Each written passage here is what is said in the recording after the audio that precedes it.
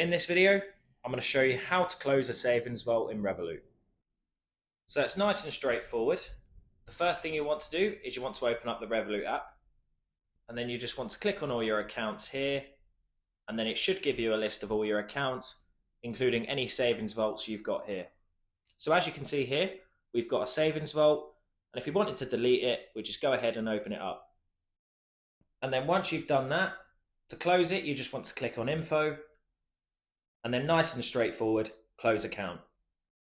If you do have any money already in your savings account, then obviously no need to stress about that, as it says here, any funds within your savings vault will be transferred over to your main account. But if you're ready to delete it, you just go ahead and click confirm, and then it will remove the savings vault from your account, and it's as simple as that. If you found this video helpful, please leave a like as it does help the video out. Of course, if you have any questions, feel free to comment below. And thanks again for watching.